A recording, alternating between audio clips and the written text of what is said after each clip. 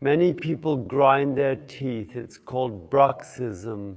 It causes abrasion. The teeth partially break off.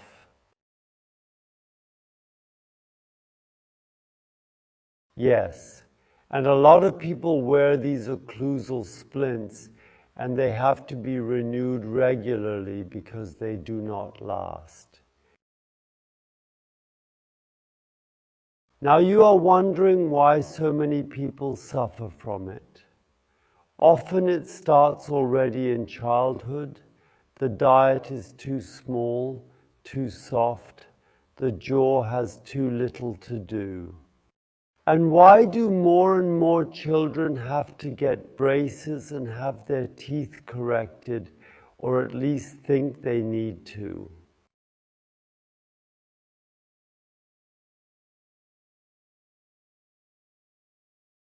Because the jaw remains too small. If the jaw is not sufficiently stressed from childhood, it remains too small. This is also known in dentistry.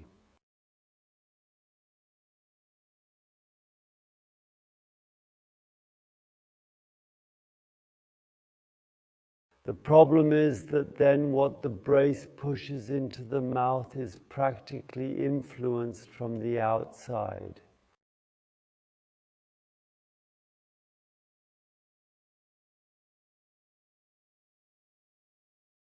All of this is not relaxing, quite the opposite, as more and more tensions build up.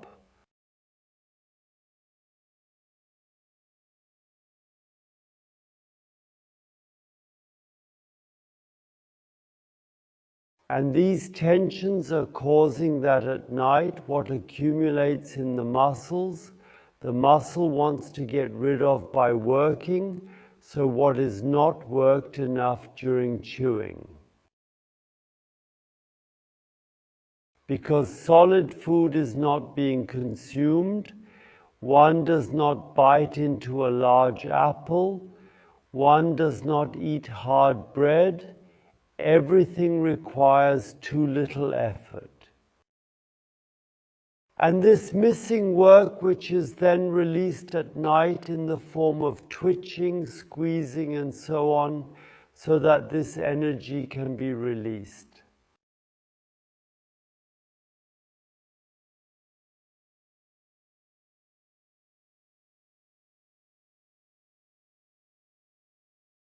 If we had to mechanically open our mouths to bite into large things and then also bite firmly, grinding in the night would decrease.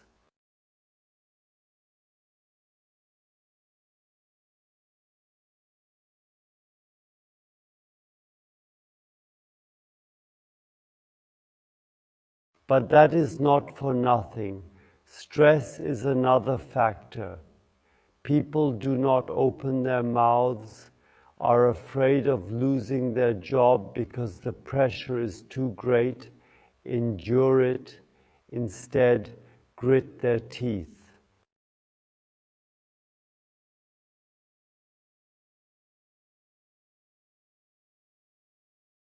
So the psychological component adds to the physical component, to the anatomical component, and worsens the problem more and more. And the cause, the high tension in the jaw muscles, is not being addressed, and therefore the problem is not solved. But rather just shifted backwards by simply saying, okay, if all these tensions are released, then at least you want to prevent the teeth from suffering, from breaking, from being worn down, and that's why all the dental splints.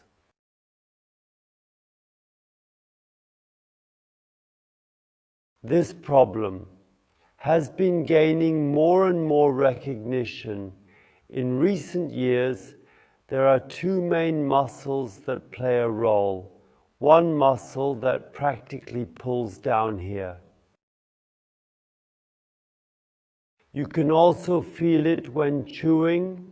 If you touch here, you notice it exactly, and the other one goes from the temple through there, and they just have to give in.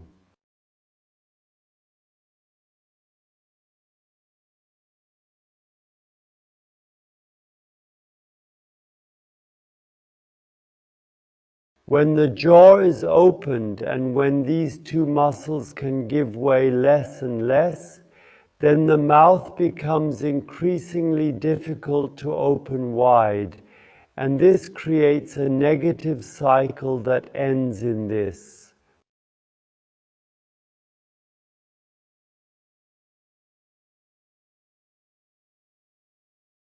Besides the grinding, you may also get headaches, and the temporomandibular joint gets damaged, affected. That's why there is tension and pain in the whole area.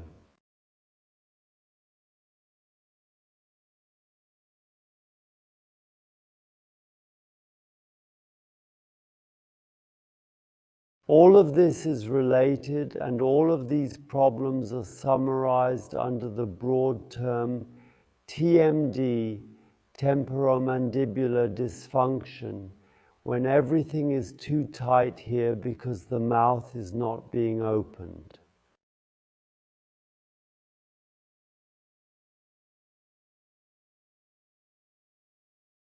What must one do? One must open the mouth, and it is almost incomprehensible and almost unbelievable what happens when one restores this function.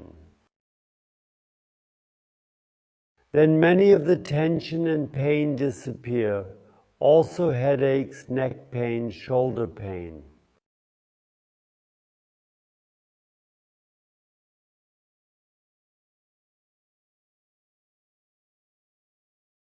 Everything is interconnected because it is close together.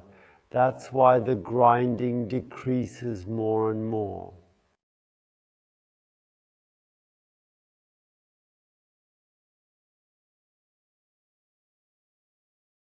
I wouldn't say right away, after a few exercises, to leave the bite splint aside. The risk is too great that you still grind your teeth.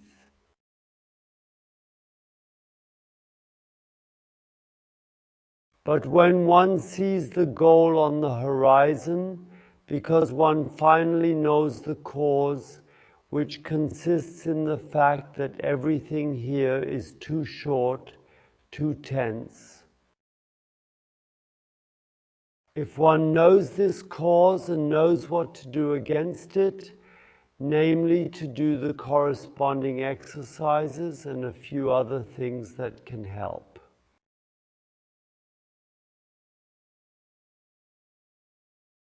Then what has previously developed negatively, it turns around and dissolves, the mouth opens further.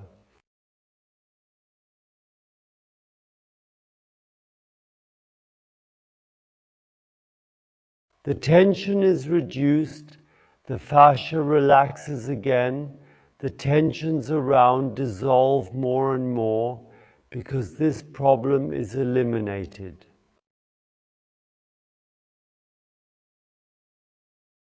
And if I practice a lot at the beginning and take out more than I put in, then it's like a funnel. Tension comes in at the top, I let it out at the bottom.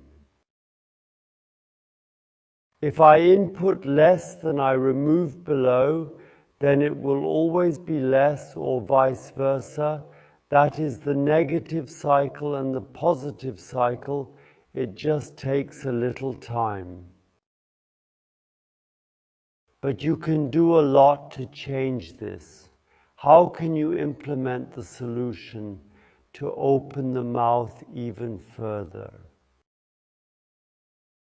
So in everyday life, I recommend eating things that are big, like a big apple, where you have to open wide and then take a hearty bite, which many usually can't do anymore, do that and practice it. This is like a workout. Also eating older bread, which is already firmer, where you have to store and often chew. Whether the jaw will then still grow larger, I doubt. Because this happened in childhood, the chance is probably over, but teeth also want to be stressed. Teeth want to be stressed just like bones, like our muscles. Because only a certain amount of stress keeps the teeth healthy. If only soup is eaten and chewed softly, then the teeth also become looser, because they simply don't have to hold on as much anymore. And there lies the secret, greater 8, smaller 10, as in our stretching exercises, so one should strain, but of course not overload, and approach it very consciously. This is now a bread, if one takes the best example, already somewhat older, because one can usually still eat it well, because it is not yet spoiled. But you have to bite down hard and chew often, but that is exactly the work that can reduce grinding at night. That's the first recommendation. The number 2, of course, is to do the corresponding exercises. Have fun practicing, working on tension, so you feel more and more comfortable around and in your jaw. Until the next video, goodbye.